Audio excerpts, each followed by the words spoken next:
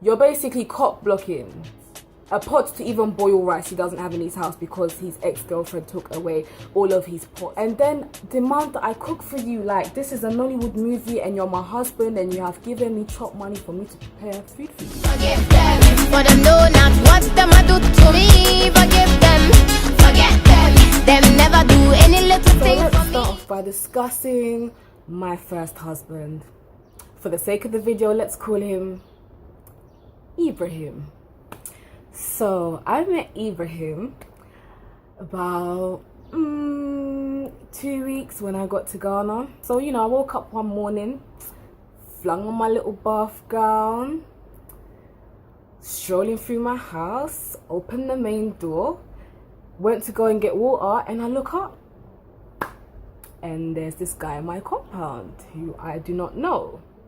So obviously, me being the very polite, lovely individual that I am, I greeted him. I was like, good morning. Okay. So, long story cut short, this individual, happened to be my brother's friend. One day I found out that Ibrahim was not well. So what did I do? I was like to my brother, is it okay for me to take Ibrahim's number off of you so that I can call him and find out like how he's doing? For me, that's, it's normal, right, to check up on people when you discover that they're not well. So, I called and, was checking up on him. And then, every couple days I would check up and see how he was and whatnot. Ibrahim called me one time and he was like, oh, are you with your brother? He was like, oh, okay. Well, there's something I want to talk to you about. So when you're by yourself, give me a call. So I call up Ibrahim now. Ibrahim's like, oh, he wants to start talking to me and hanging out with me and stuff, but without my brother's knowledge. I said, why? Oh, because, I want us two to be friends, Oh, you want us to be friends? Okay, well, I thought we was cool already, as we are. No. Like friends, like we have two types of friends. I said, wow, we have two types of friends. Okay, so which two types of friends do we have? Oh, we have the friend where you guys are just, walking out and about and, there's nothing to it. And then we have, friends where there's something to it. Which friend do you want to be, Ibrahim? Oh, I want us to be friends where there's something to it. Like, girlfriend and boyfriend.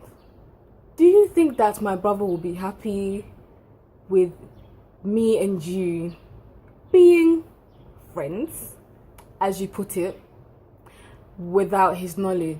Oh, when he finds out, he'll be really happy about it. But for the meantime, he doesn't need to know. I politely declined that offer because no, I'm not interested. Firstly, I don't like you like that. Secondly, I've been in Ghana for 5 seconds. Thirdly, you're my brother's friend and work colleague. Yes. If I even was interested in you, I'm not about to start doing hide and seek where I'm sneaking behind my brother's back. No. Yeah, if your intentions are obviously pure, why you shook? Fourthly, when I was popping into town and he was aware that I'll be out with my brother, oh, buy me credit, but don't make it obvious that you're buying credit for me and stuff. So you must obviously think that I am very naive. Me being the lovely, caring, loyal wife that I am, I blocked him off everything. He now thinks that it's funny to be now giving my number out to other people for them to be calling me on his behalf or for them to be prank calling me. He's going around saying that me and him were so in love. We was just so deeply in love. And then my brother found out and ruined everything. My brother's taken away his wife, like what rightfully belongs to him. My brother has just separated something so beautiful, such a beautiful union. As a British born Ghanaian, yeah, I'm used to having male friends, and me and male friends can just be cool. We can go out, we can talk all the time, I can be myself, and that's it. There's nothing more to it. However, it seems like out here in Ghana, from my experiences so far, you cannot be friendly and free with the mandem, as I call it, like how you are in the UK over here, without guys getting the impression that all of a sudden you're automatically their wife. Me and nonsense, we did not get along. If you bring nonsense my way, I will just lock you off. I am very interested in seeing how the media scene is like, particularly radio and TV out here. One day my brother was telling me about a friend of a friend who he's just discovered works within a radio station. So I was like, okay, that's very cool. So, you know, one Friday evening my brother was like, oh, this particular guy, let's call him Albert. There's a bar right behind my house. We went there. Albert was there. Introductions were made. We stood there talking, and you know, we exchanged numbers, and he was like, okay, he's got a radio show the following day, which was on a Saturday, so I can meet up with him Saturday afternoon and we can go to the studio, and you know, I can sit in and have an idea of how things work on a radio show here in Ghana. So I went to the show, met some interesting people there. After the show, it was that whole conversation where, you know, he was just like, yeah, he understands I want to get into the radio industry. It's just that out here in Ghana, it seems like a lot of guys would want to, you know, trouble me. You know, that whole thing. There appears to be this thing where it's like, oh, you want to work in radio? Or, oh, you want a job? Okay, let's go out to the bar. Or meet me at my hotel room. Yeah, so I hope you're with me on that. In the UK, I have about 2-3 close male friends who I regularly talk to, I regularly hang out with, regularly go out to dinner with, you know, and it's calm. So, with my UK mentality, I thought, oh, Albert seems like a decent guy, you know, me and him could end up being good friends. So, you know, we start hanging out, but then I started noticing certain things. I will be out and about with Albert, and people be like, oh, who's this? She's so beautiful, she's gorgeous, like, is this your girlfriend? I'll be like, no. He's my friend. No. She's my wife. I said, what? Yeah, she's my wife, she's my girl. Why are you telling people that I'm your girl? Oh, but who wouldn't want anything good, like, blah, blah, blah, blah, like, but I'm not your girlfriend though. We're not dating. I don't fancy you. So what are you doing? He says, oh, he's not gonna do that no more. Okay. But yeah, when we're continuing to go out and about and people ask you who I am, you're given the illusion that me and you are an item. Things kind of went on for about 2-3 weeks. And as far as I'm concerned, I had checked him up on it. I had told him my feelings, like, yo, we're just friends. So stop telling people that me and you are an item. Stop creating the illusion that there's something going on when there isn't, because I do not like it. When I don't like something, I make it known. As you know, in the UK, I have male friends. We will go out to restaurants. We can go out to bars. We can talk on the phone all the time. I can hang at their house and it's nothing, like nothing sexual. It's just pure friendship. So when me and Albert were going out to certain places, I'll be like, okay, let's take pictures and stuff. And I'll be putting it on my Snapchat. I'll be putting it on my WhatsApp, thinking, yo, this is just my friend. It's cool. But I was also, I guess people were also seeing that and maybe assuming that, oh, actually, like, yo, is that her boyfriend? Or like, yeah. And I'm guessing when I was doing those kind of thing, like taking pictures and stuff, or he was taking pictures, he was also thinking, yes, guy, like, yes. But meanwhile, me being a bit naive at the time, I wasn't thinking anything of it. Like, yo, I'm just taking a picture with my friend. I discover about one English-speaking radio station here in Kumasi, where I reside. And you know, me and Albert end up going to speak to the program's manager. Like, we get there, we speak to the guy, and Albert's doing this kind of, oh, like, oh, you know, you must know me. And the program's manager is like, sorry, like, are you meant to be familiar? Or anyways, long story cut short, me being a bubbly character that I am, you know, I sit down with this programs manager, we have a good discussion, exchange contacts, you know, I send my CV eventually, and I don't hear from this guy for a while, the programs manager. Cool. But keep this in mind, just keep that part in mind. So, you know, as all that's going on, it then comes back to me that Albert has been telling people that I am his girlfriend. I have come specifically from the UK to stay at his house. Yeah. And that me and him have been an item for a very long time. What? I had already told myself that I was going to start distancing myself from Albert. Reason being, there was a day when Albert was going on about, oh, you know, he doesn't have no money, he doesn't even have like one city to his name, and da-da-da-da-da. He requests that I should make him anwamu. English translation, oil rice, fish and pepper. And he wants me to prepare it for a specific time. He's gonna call me, yeah, to find out when it's ready, and then he's going to come to my house to eat directly from my pot. Are you okay? So let me get this straight. You wanna come to my house, you want me to cook for you, you wanna eat straight out of my pot, and you're also giving me a time limit for when I should have things done. Now, to some people, like cooking is a minor, right? Let me get this straight, I don't cook for just anyone. And let me get this straight, even when I was in the UK, it's not everybody that can come to my house. The same way as now I'm here. It's not everybody that can come to my house. And I noticed that over the weeks, he was very eager, like, oh, you know, what, you don't want me to come to your house? Why do you want to come to my house? I laughed. This is where I laughed. I said, you're joking, right? He said, no. I said, no. You're definitely joking. You want me to prepare anwamu? You want me to go fry fish? You want me to grind pepper? You're giving me a time limit, like you've even given me chop money for me to make this for you, and then you're now telling me you want to come to my house to chop directly from my pot. Even that day in particular, my baby nephew was ill that day, so I was like, my baby nephew was ill, like I don't have time to entertain whatever you're trying to bring my way. You would have thought he would message back and be like, oh, your nephew's not well, like, oh, what's wrong with him? Oh, what, so does that mean that you didn't prepare the food that I asked you to cook for me, the food that I begged you for? I said, wow.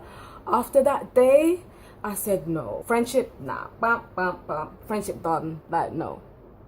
And then that's when I had then been told that, yeah, this guy's going around saying that his babe come from the UK specifically to stay with him and all of that. So I said, you know what, after that, that's everything done. You must be friggin' mad. So not only are you going about lying that I'm your girlfriend, it also means that, for example, if there was, you know, a young gentleman, because I'm free, I'm single, I'm sweet, you get me? If there's a young gentleman who may be interested in me and may want to talk to me and may want to get to know me, because you, this demon, are now going around saying that, oh, I'm your girlfriend, I'm your missus, I'm your this and that, you're basically cock blocking. So I stopped picking up his calls. I stopped responding to his messages. Then I would start bumping into him, like anytime I leave my house, I'll bump into him and whatnot. Like, so I would just do like a quick hi and just kind of like walk off. And then one day, he was continuously calling me. I had 15 frigging missed calls. So what happened? This the same morning where I had received these 15 missed calls. I went to go and buy a huza cocoa, which is beautifully made, let's call it porridge, Ghanaian porridge that you have. You can have it with bread, you can have it with bofro, you can have it with koze, but it's a beautiful thing. So I've now gone out to go and get it, and I bump into him. He's like, did you not see my missed calls? I did see your missed calls. Oh, and you didn't respond? No. Oh, have you heard that I'm working at so-and-so now? But then again, you don't care, so you wouldn't know. I said, oh, good for you. Are you happy there? He said, yeah, that's nice.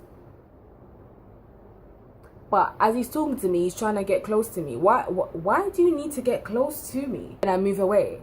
He's like, oh, is there a problem? I said, yeah, there is a problem. Ah, so you have a problem? I was like, yeah, I do have a problem. Ah, because I'm talking to you and you're moving away. And I was like, there's no need for you to come close to me when you're talking to me. Like, I can hear what you're saying from where you're standing. So he's then like, oh, when are we going to meet up? And I walk off, and I was like, not anytime soon. So going back to this particular place that I went to, this station I went to, I now, reach out to this manager. Hasn't got back to me for over a week. And I'm just like, yo, have you received the audio and stuff that I've sent you? And he's invited me to the studio and stuff. Obviously, I'm then given this opportunity, which I end up not taking, but I still was coming there for a couple of days that week. As far as I'm concerned, I've got that opportunity from my back. Like, if I didn't chase this guy down, I wouldn't have been given this opportunity.